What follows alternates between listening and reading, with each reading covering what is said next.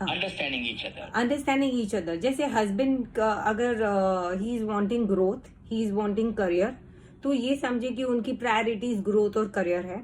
अगर wife is feeling insecure and she feeling unlovable, तो ये चीज समझे और जो चीज उसकी लाइफ में मिसिंग है वो देने की कोशिश करे, चाहे it may be just one small step.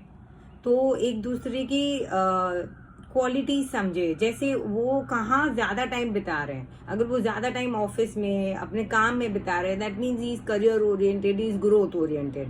और अगर वाइफ ज्यादा टाइम उन्हें मिस कर रही है, तो that means she is feeling unlovable, so you have to express your love to her. और if she is more focus on the childrens, then you have to share the responsibility of the childrens. तो ये balance होगा। तो ऐसे समझे वो जहां time ज्यादा बिता रहे हैं वहां की रिस्पॉन्सिबिलिटी शेयर करें। अलबा एक अच्छी बात आपने कल बताई थी, हम लोग जब इस टॉपिक पे बात कर रहे थे ना, बड़ी अच्छी बात आपने बताई थी। और ये बताई थी कि कंपैटिबिलिटी कब होती है, जब एक इंसान, मतलब कंपैटिबिलिटी में प्रॉब्लम्स तब आती है जब एक इंसान करियर ओरिएंटेड होता है और एक इंसान फैमिली ओरिएंटेड होता है।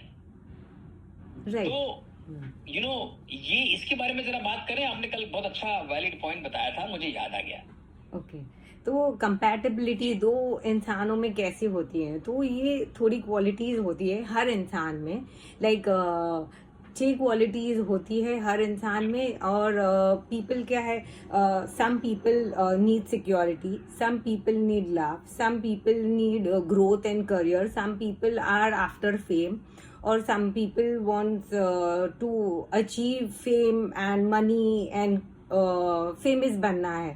तो ये आप अपने पार्टनर्स में ये क्वालिटी को पहचाने कि what is he is priority. उनकी प्रायोरिटी ग्रोथ है, लव है, सिक्योरिटी है, फेम है। ये अगर आप समझ जाए ना, तो you can cooperate him in that space.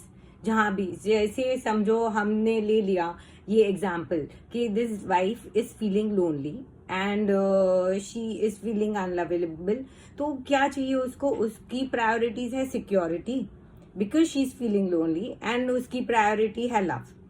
So this is the wife priority. And then if we try to understand the situation with the case I had, where the husband is growth oriented and in his career he is excelling, so he is also getting fame.